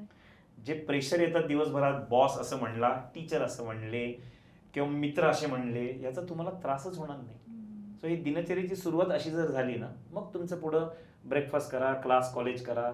मग जेव्हा घरी याल तेव्हा पहिल्यांदा मला असं वाटतं की होमवर्क संपवून टाका. किंवा मला तर अनेक मुलं सांगतात सर कॉलेजमध्ये काही मधली लेक्चर्स ऑफ मिळतात त्यात आम्ही होमवर्क संपवून टाकतो. म्हटलं नथिंग लाईक इट. तुम्हाला कळतंय की वेळेचा उपयोग कसा करायचा. म्हणजे घरी जाऊन आम्हाला सीएचा अभ्यास करता येतो. सो मुलांचं प्लॅनिंग छान आहे. सो असं लवकरात लवकर होमवर्क संपवा. संध्याकाळी घरी गेल्यानंतर हॉबीला तुम्ही 1 तास ठेवा. माझं म्हणणं असं आहे की तुम्ही जर कॉम्पिटिटिव्ह एक्झाम्स देत असाल तर कॉम्पिटिटिव्ह स्पोर्ट्स करू नका. म्हणजे मी डिस्ट्रिक्ट लेवलला बॅडमिंटन खेळतोय, माझं स्टेट लेवलला चालू आहे. दोन्ही नाही होऊ शकत मुलांकडनं. It is too demanding. मग मुलं त्याच्यात फ्रस्ट्रेट व्हायला लागतात. मला दोन्ही जमत नाहीये. Decide what is your priority. Prioritise first. आणि मग तुम्हाला कळेल की ओके मी हे माझं हॉबी म्हणून ठेवलंय स्केटिंग, बॅडमिंटन, आणि मी अभ्यासाला महत्व देते. एक मुलगी होती माझ्याकडे छान. तिने नाटकाची प्रचंड आवड होती तिला. प्रचंड. म्हणजे तिचं खूप सिलेक्शन पटकन व्हायचं सगळीकडे आणि ती बक्षिसं पण मिळत होती आणि ती कंपनी सेक्रेटरी पण शिकत होती. वन फाईन डे तिला लक्षात आलं की मी हे नाटकात जास्त वेळ घालवतेय म्हणून माझं सीएस होत नाहीये. शी स्टॉप नाटक. तिने आधी सीएस कम्प्लीट केलं, स्वतःची फर्म आहे आणि ती नाटकही आता करते. आणि आता तिचा वेळ बॅलन्स्ड चालू आहे की तिने तिच्या प्रोफेशनला पण वेळ दिलाय, हॉबीला पण वेळ दिलाय. म्हणजे 2 प्रोफेशन चालू आहेत एका वेळेला. सो हे शिकण्यासारखे की आता थोडे दिवसच तुम्हाला कष्ट करायचे आहेत, नंतर you can plan your on career. Rather than आत्ता मी फक्त ढोल वादन करणार आहे आणि मी आत्ता फक्त नाटकच करणार आहे, मी फक्त डान्सच करणार आहे. थोड्या दिवसांनी काय कराल? प्रॉब्लेम येणारच आहे पुढे.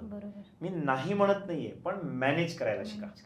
आणि हे करतात विद्यार्थी, खूप स्मार्ट आहेत. I just respect this gen Z जे आहे ना सगळे, आय रिस्पेक्ट देम. कारण आपल्या वेळेला डिस्ट्रॅक्शन कमी होते असं म्हणे. मी आपल्या वेळेला, मी तुझ्याला माझ्या सेम एज होत नाही पण त्याच्यात फार फरक नाहीये मला वाटतं. करेक्ट. कम्प्युटरच्या आधी, कम्प्युटरच्या नंतर.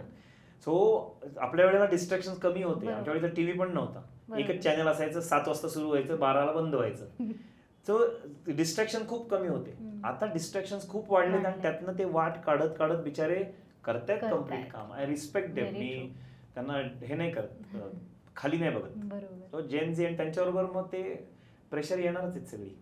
सो अशी दिनचर्या जर ठेवली ना आणि वेळेत झोपायचं, 7 तास झोप काढा मस्तपैकी. म्हणजे तुमचा फिजिक पण आणि ब्रेन पण सगळं दुसऱ्या विचारणारच होते प्रश्न की झोप किती महत्वाची आहे. 7 तास. जर तुम्ही मेडिटेशन प्राणायाम मध्ये असाल तर 6 तास होतं काम.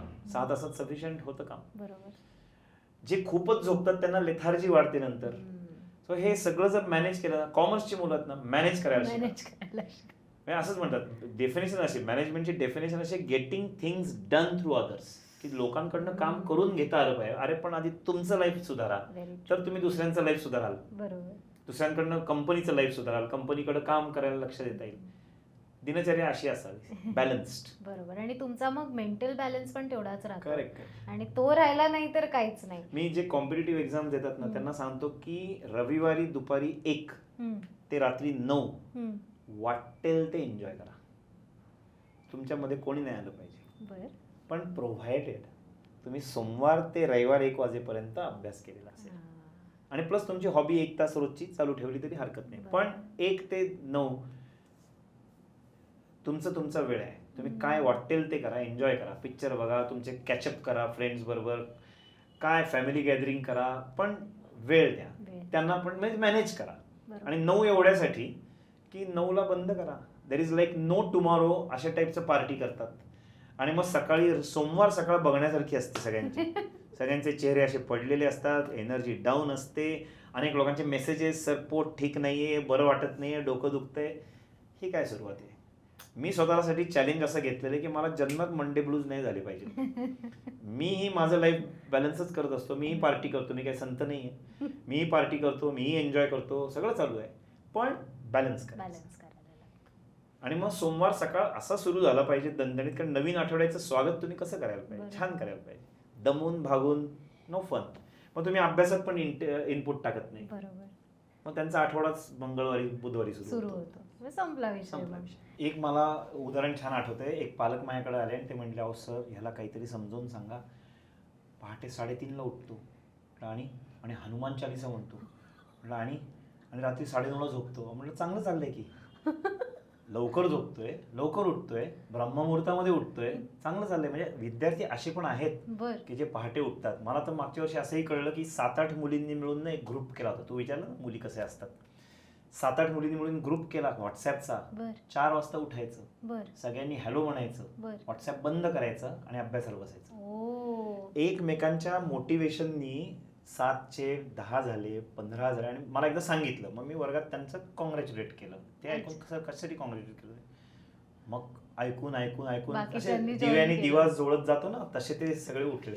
सो मुलं, मी म्हणलं तसं, आय रिस्पेक्ट देम. एकदा का त्यांच्यातली एनर्जी चॅनलाइज झाली ना की मग तुम्ही बघा काय जग बदलतं. हे ग्रुप स्टडी भारी आहे की असं ग्रुपने ठरवून काहीतरी करणं. आणि त्या तुम्ही जसं म्हणालात की हे मोटिवेशन इतकं मस्त आहे ना की आज ते आम्हाला जेव्हा आम्ही जिम साठी जातो तेव्हा आम्हाला ते मिळतं की अरे हा येतोय, मग आपल्याला तर जावंच लागेल, तो माझ्यापेक्षा छान दिसायला लागेल. सो हे मोटिवेशन. परवा मला विद्यार्थ्यांनी सांगितलं, सर लेक्चर 8 वाजता लेक्चर असतं, आले सर एकदम एन्थुजियास्टिक. काय झालं आज, एकदम पेहरावामध्ये इंडियन पेहराव, झब्बे सलवार वगैरे.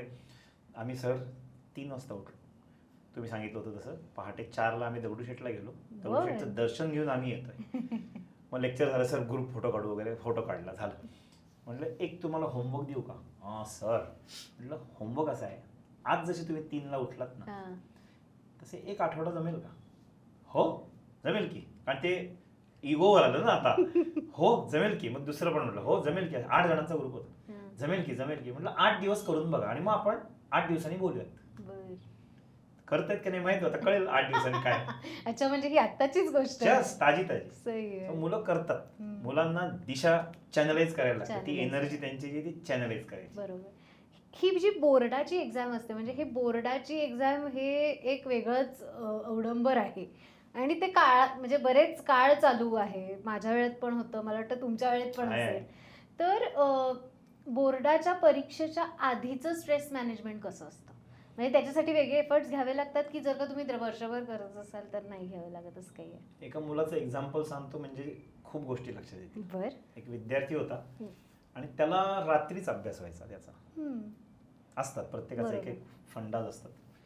मग तो काय करायचा की सायन्सचा होता तो, पण ओळखीचा माझ्या. रात्री तो अभ्यासाला बसायचा, 9ला अभ्यासाला बसायचा, पहाटे 4-5 पर्यंत अभ्यास करायचा, 5 ते 8 झोपायचा. मग कॉलेजला जाऊन काय प्रॅक्टिकल्स असतील ते करायचं. मग घरी आलं की परत खायचं प्यायचं, क्लासला जायचा. मग तो क्लास करायचा, दुपारी थोडं झोपायचा, परत रात्री अभ्यासाला बसायचा.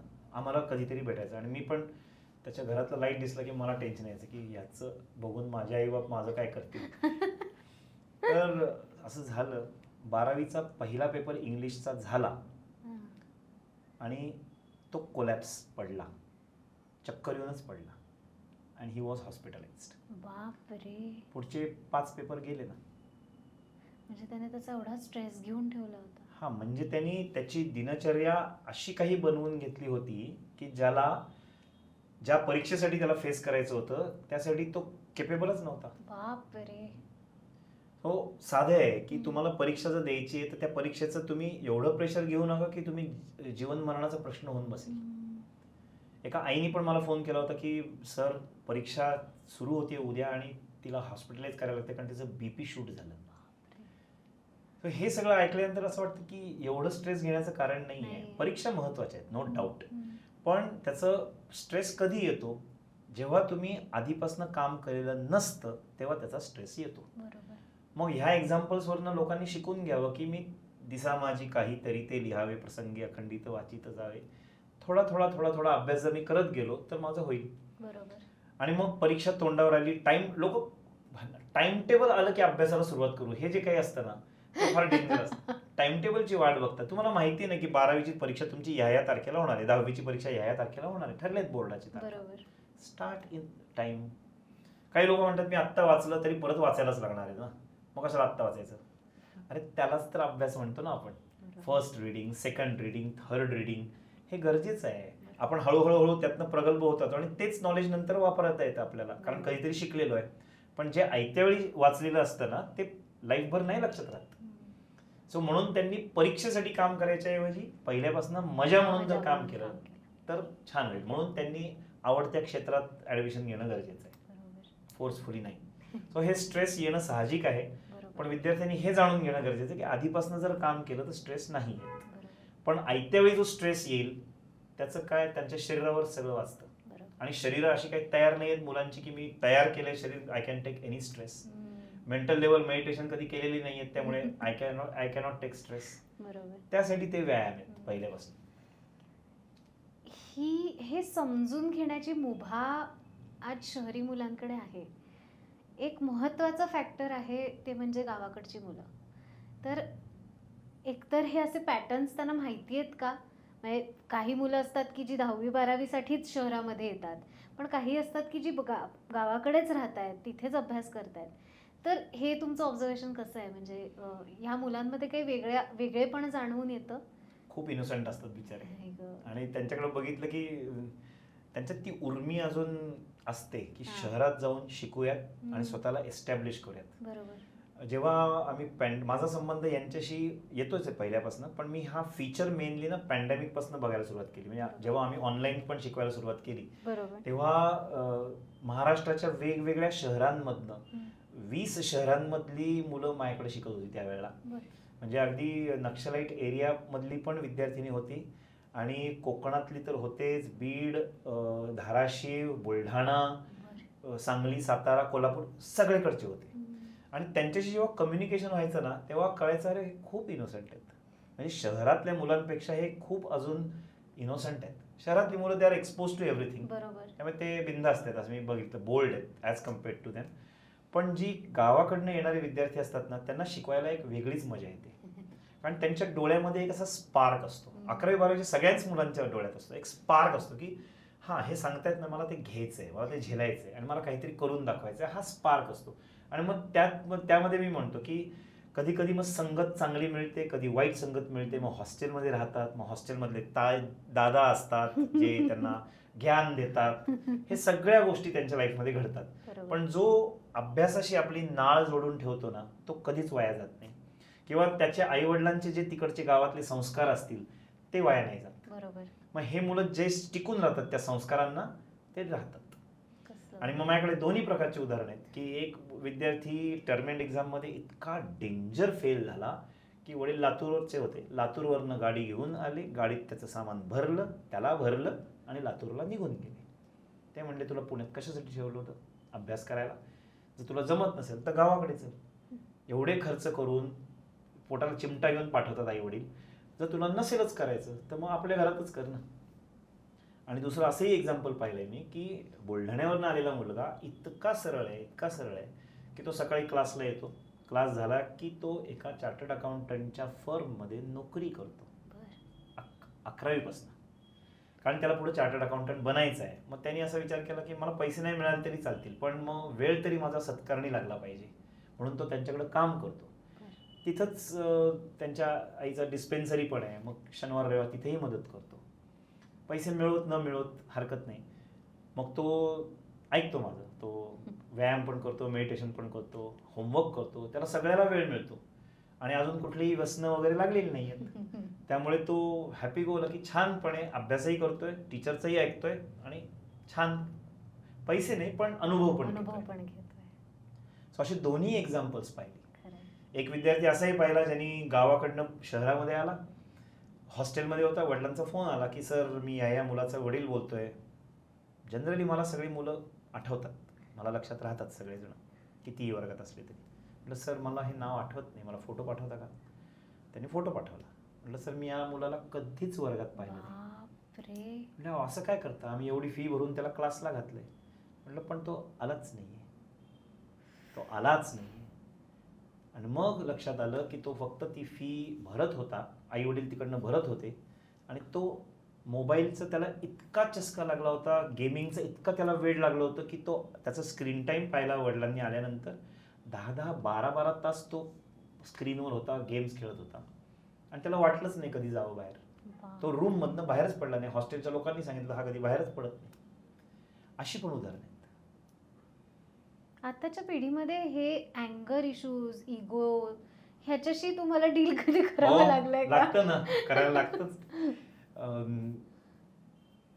माझे वडील धावत धावत आले, ते ऑफिस सांभाळायचे, आणि ते धावत धावत आले. म्हटले अरे तू काय बोललास वर्गात आज?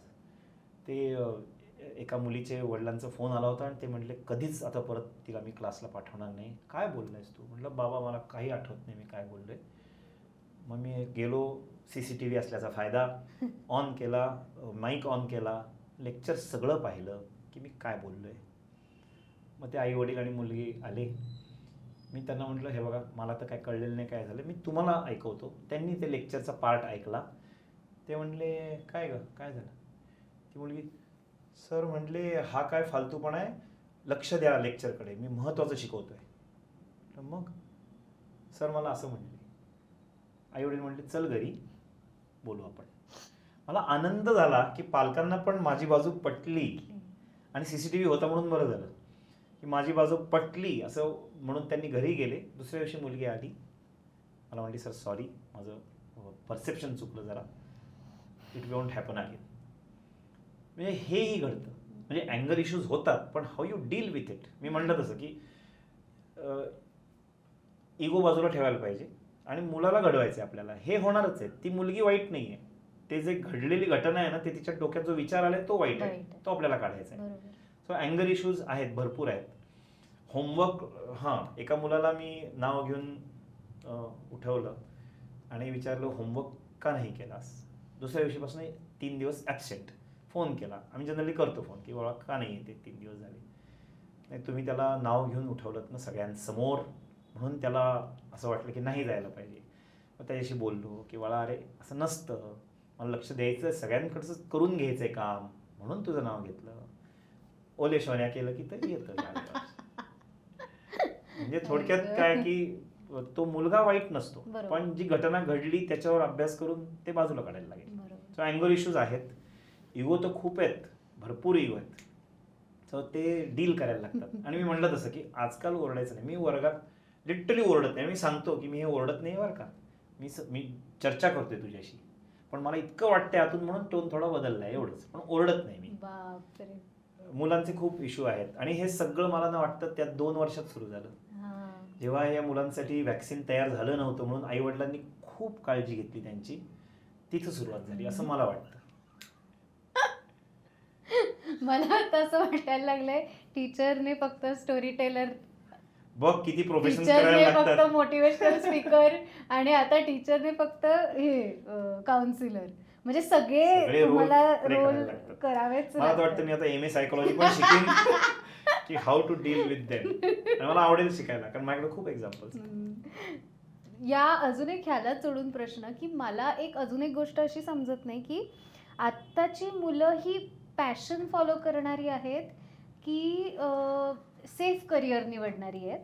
आणि त्याला जोडून अजून एक प्रश्न असा की फोकस्ड आहेत की कन्फ्युज्ड आहेत?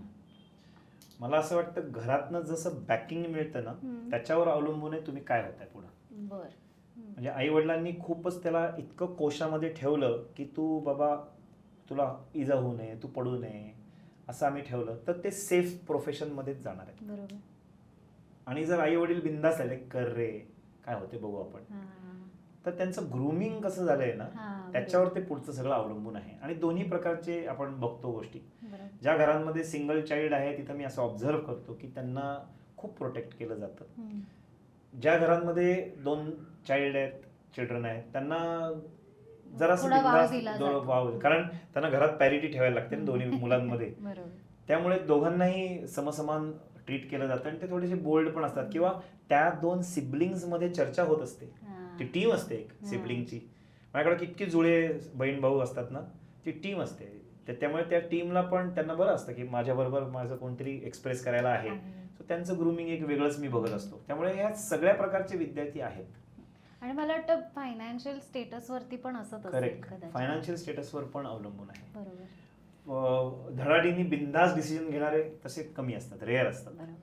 ते वयाप्रमाणे खुलत जातात आणि मग ते त्यांच्या एम पर्यंत पोहोचतात. बरोबर. सर, जाता जाता एक आता शेवटचा प्रश्न, विद्यार्थ्याने कसं असावं आणि कसं नसावं आणि शिक्षकाने कसं असावं आणि कसं नसावं? क्या बात आहे, तुला 100 पैकी 100 मार्क आहेत. तू ऍव्हरेज नाही आहेस, जो प्रोफेशन मध्ये तू छान करतीयस. विद्यार्थ्यांनी कसं असावं, ज्ञानेश्वरांनी सांगितलंय की विद्यार्थ्यांनी 2-3 प्रकार त्यांनी सांगितले. की काही विद्यार्थी असे असतात की जे थिजलेल्या लाकडासारखे असतात. तुम्ही कितीही त्याच्याजवळ अग्नी न्या, ते पेटतच नाहीत. विद्यार्थ्यांनी कापरासारखं असावं की जो पटकन कॅच करतो, सुगंध पण करतो, हवा छान स्वच्छ करतो आणि विजल्यावर सुद्धा नामनिशाण राहत नाही. असं विद्यार्थ्यांनी असायला पाहिजे, असं ज्ञानेश्वरांनी सांगितलंय. सो त्यांच्या पुढे मी काही बोलू शकत नाही. असं विद्यार्थ्यांनी असावं की वर्गात आहे ना मी सगळं कॅच करीन. मला त्यांच्या वयाचे इतकं कौतुक वाटतं ना, विच आय मिस्ड ऍक्च्युली, की त्यांना सगळं करायचं आहे आणि ते करू शकतात. नाईट आउट पण करायचंय, सकाळी लेक्चरला पण यायचंय, घरी जाऊन होमवर्क पण करायचंय, दुपारी झोप पण काढतात, संध्याकाळी ढोलाच्या प्रॅक्टिसला पण जातात, नाटकाला पण करतात, सगळं मस्त करतात. मला अप्रूप वाटतं. म्हणजे मला कधी कधी वाटतं खूप लवकर जन्माला आलो मी, जरा ह्या काळात जन्माला आलो असतो तर मजा आली असती. सो विद्यार्थ्यांनी असं असावं की छानपैकी ग्रास्प करावं आणि वयाचा मान राखावा. ज्या वयात ते आहेत, देवानी त्या वयाला, निसर्गाने त्या वयाला इतके इनपुट्स दिलेत त्यांना, त्याचा पुरेपूर फायदा उठवावा. कारण आपल्याला एक लाईफ मिळतं. असं म्हणतात 84 लक्ष योनी पास केल्यानंतर आपल्याला एक माणसाचं लाईफ मिळतं. का वाया घालवायचं? बरोबर. मग ते अशा ठिकाणी कारणी लावूयात की ज्यासाठी आपल्याला पोचायचंय. मला ठरलं CA करायचंय, ओके मी CA आहे, फक्त परीक्षा ही फॉर्मॅलिटी आहे, मग ती मी पास होईल. सो असं विद्यार्थ्यांनी असावं. आणि टीचरनी कसं असावं, तर मी जे म्हणतो ना की 33 वर्ष मी शिकवतोय, याच्यापेक्षा मी असं म्हणतो मी 33 वर्ष शिकतोय मुलांकडनं. सो टीचरनी ना विषय तर शिकवावाच, पण त्याच्याबरोबर मुलांना घडवावं असं मला वाटतं. एक विद्यार्थी होता माझ्याकडे छान असा 12वीला, तो माझ्याकडे एकाच विषयाला यायचा, कारण ते लेक्चर फक्त शनिवारी आणि रविवारी असायचं. तो खूप लांबून यायचा, आळंदीवर नाही यायचा. सो तो म्हणायचा इतकं लांबून 28 किलोमीटर मी येतो, फक्त एकच सॅटर्डे संडे मला जमेल. तो यायला लागला आणि 1 महिन्यानंतर तो मला म्हणला की सर मी बाकीच्या विषयांना पण इथं क्लास लावू का? म्हटलं अरे पण तुला रोज यायला लागेल त्यासाठी. तो म्हणला सर हरकत नाही, मला आत्ता रोज थोडा थोडा वेळ माझा गेला तरी चालेल, रादर दॅन रिपेंटिंग लेटर. कारण म्हणलं माझ्या घराच्या जवळ मी क्लास लावला आहे या सगळ्या विषयांना, पण तिथं 7च मुलं येतात आणि त्या 7 मुलांमध्ये मी खूप भारी आहे. त्यामुळे मला असं तिथं वाटतं की मी खूप चांगला आहे स्टुडंट. पण जेव्हा मी इथे येतो ना आणि जेव्हा बघतो इतक्या मुलांमध्ये मी आहे, तेव्हा मी कुठंच नसतो. सो मला रिव्हिलेशन झाले 1 महिन्यानंतर की I should work more. So I respect him. आणि त्या वर्षी मेरिट लिस्ट असायची 12वीची, तो मेरिट लिस्टमध्ये 14th आला होता. आणि I respect him for that. I learn from him की अरे हा केवढा मोठा थॉट आहे. तेच आत्ता कष्ट नंतर आराम, आत्ता आराम नंतर कष्टच कष्ट. बरोबर. हे त्याला कळलं होतं. सो असा एक विद्यार्थी. दुसरी एक विद्यार्थिनी माझ्याकडे टीवायला होती, इन्कम टॅक्स शिकायला यायची. बरं. तर इन्कम टॅक्स शिकताना ती आली, तिने चौकशी केली, सर किती फी आहे? 1600 रुपये फी होती त्यावेळेला. म्हटलं 1600 रुपये फी आहे, 1600. ती म्हणते सर माझ्या घरची परिस्थिती ना एवढी नाही आहे, मी एवढे नाही भरू शकत. म्हटलं तुला 100 रुपये भरता येतील का आत्ता रजिस्ट्रेशन करण्यासाठी? हो बरे. सर मग बाकीचे? म्हटलं तू जेव्हा लाईफमध्ये कमवशील ना तेव्हा मला दे, तू आत्ता काही द्यायची गरज नाही. सर पण ते कसं वाटतं ना, असं सगळेजण हे करून मी उगाच एक जागा अडवायची. म्हटलं तू ये ग, पुढचं पुढं बघू आपण, तू ये. ती आली, वर्षभर शिकली छान. आणि अशी मुलं खूप सिन्सिअरली करतात, कारण मी त्यांना म्हणतो तुमचा अटेंडन्स ही तुमची आत्ताची फी आहे, तुम्ही रोज येणं कन्सिस्टंटली ही तुमची फी आहे. आणि ती आली, वर्ष संपलं, 2-3 वर्षानंतर मी शिकवत होतो तर दाराच्या बाहेर ती उभी असलेली मला दिसली, मी ओळखली. लेक्चर झाल्यावरती आली, भेटली. सर तुम्ही ओळखलत का मला? म्हटलं हो. नाव सांगितलं मी, विद्या फॉर एक्झाम्पल. सर ती, हे सर माझे 1500. म्हटलं हे कशासाठी? म्हणजे सर तुम्ही मला त्यावेळेला फी न घेता अटेंड करून दिलं, आणि तुम्ही म्हणलं होतं की तू जेव्हा कमवायला लागशील तेव्हा, ही माझी पहिली सॅलरी आहे, ही मी त्यातनं फी भरते. मला डोळ्यात पाणी आलं त्या दिवशी. कमाल मुलगी आहे. मी नाही घेतले पैसे, तिला म्हटलं हे ठेव तुझ्याकडं, आणि तुला जेव्हा असं कोणतरी सापडेल की जो अडला आहे पैशा वाचून, यू हेल्प हिम. मला ठीकच आहे ना, मी काम करतोय, मला पैसे मिळत आहेत, पण ह्याची मदत त्याला जास्त होईल. So I learn from that girl. So हे मी शिकतोय मुलांकडनं की हे कसं आहे. एक मुलगी लोणावळ्यावरनं अपडाऊन रोज सकाळी 8च्या लेक्चरला, म्हणजे ती कितीला निघत असेल विचार कर, अपडाऊन रोज करायची. आणि लेक्चर 8 ते 9, 9 ते 10 फार तर फार, 10 नंतर 11:30 असेल तिचं. 11:30 संपलं की ती म्हणायची लगेच लोकल नाही आहे, 2:45 2:45ला काहीतरी लोकल आहे. मग ती तिथंच बसून होमवर्क तरी संपवून टाकायची, किंवा मग मैत्रिणीच्या घरी जाऊन संपवायची, मग घरी जायची, परत पुढच्या दिवशी यायची. म्हणजे करतात मुलं कष्ट, आणि आपण खूप कंप्लेंट करत असतो. So I learn from these students की हे कसं काम करायला पाहिजे. सो टीचरने असं असावं की समोरच्याला शिकावं, समोरच्याकडनं शिकावं आणि घडावं. ती सुंदर उत्तर आहे, खूप मस्त, मजा येते. आणि पैसे काय कमवता येतात ते, तुम्ही चांगलं काम केलं की पैसे येतात. हे माझ्या पुरंदरे सरांकडनं मी शिकलो. 2 महिने काम केल्यानंतर मला आले बेंच पैसे, असं म्हणले टक टक टक भेट नंतर, असं म्हटलं की धडकी भरायची. सरांनी भेटायला बोलवलं, म्हटलं की ती जनरेशन तशी होती आमची की आता काय केलं मी. ते म्हणले काय सॅलरी नको का तुला? म्हटलं सॅलरी पण मिळणार आहे, म्हणजे शिकवायची मजा होतीच, प्लस सॅलरी पण मिळणार आहे, पैसे येतात, कष्ट केले की पैसे येतात. किती सुंदर उत्तर. पण हे अर्धवट झाले उत्तर, कसं नसावं हे पण मी विचारलं. अरे बापरे. मी माझ्या एक टीचर मला शिकवायला होत्या, त्यांच्याकडनं असं शिकलो की कसं नसावं टीचरनी. तसं मी म्हणतो की खूप टीचर पाहून मी शिकलो.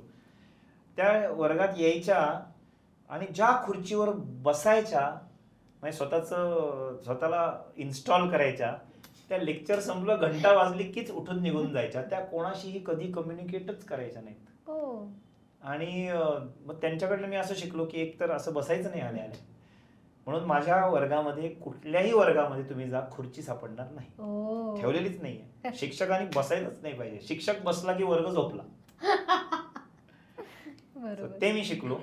आणि दुसरं, कम्युनिकेशन त्यांनी केलंच नाही. अख्ख्या वर्षभरात त्या टीचरनी, वर्गात 60 स्टुडंट होतो आम्ही, एकाशीही कम्युनिकेशन केलं नाही. दिस वॉज सो बॅड. हे मी शिकलो कसं नसावं टीचरनी. आणि विद्यार्थ्यांनी काय, सध्या खूपच छान चंगळवाद चालू आहे सगळ्यांच्या. फॅम्पे सगळ्यांकडे असतो, म्हणजे जीपे नसतो आजकाल, फॅम्पे असतो, आणि त्याच्यातनं हातात पैसे तुमच्याकडनं मला कळतं, मलाच माहिती नाही, मी जेनझी बरोबर असतो. सो फॅम्पे असतो, आणि त्या फॅम्पे मधनं आई वडील म्हणलं की पैसे ट्रान्सफर करत असतात. आणि त्याच्यामुळे मी बघतो की एक दिवस माझ्या डस्टबिन मध्ये ते निळ्या रंगाचे, लाल रंगाचे खूप ड्रिंक्सचे बॉटल्स पडलेले असतात. एकदा तर एका मुलाला मी ते पित होता निळ्या रंगाचं. म्हटलं का रे, काय घेतो हे? अहो सर हे एनर्जी ड्रिंक आहे. म्हटलं मग आता लेक्चरला जायचंय ना. You need energy for attending my lecture. माझी सफिशियंट नाहीये. त्या दिवशी माझे डोळे अजून शिकलो मी किती एनर्जेटिक असायला पाहिजे. हे आत्ताच एक्झाम, ह्या वर्षातलं एक्झाम. मग मी त्या डस्टबिनचा फोटो काढला, पालकांच्या ग्रुपवर टाकला आणि लिहिलं की की मला आजकाल खूप अशा बॉटल्स डस्टबिनमध्ये सापडत आहेत, दिस इज अन अलार्म, प्लीज काळजी घ्या. आणि मग त्याच्यावर चर्चा केली वर्गात की का रे, मिळाले का रे तुला विंग्स ते पिल्यामुळे? तो म्हटला नाही सर, पण जागा राहता आलं. तर म्हटलं झोपलास किती वेळ? मग ते चर्चा सुरू झाली आमची. बरोबर. सो असं नसावं विद्यार्थ्यांनी, व्यसनाच्या आहारी न जावं. आपल्याला कशासाठी आपण शिक्षण घेतोय, म्हणजे हे परत देवानी असं निसर्गाने चॅलेंजेस दिले की तुम्ही हे पण करा, हे पण करा, बॅलन्स ठेवता आला पाहिजे. बॅलन्स काय, व्यसन असं नकोच आहे आपल्याला. सो व्यसनी नसावं विद्यार्थ्यांनी, अभ्यास हेच व्यसन असावं आणि लाईफ बॅलन्स करावं, असं असावं.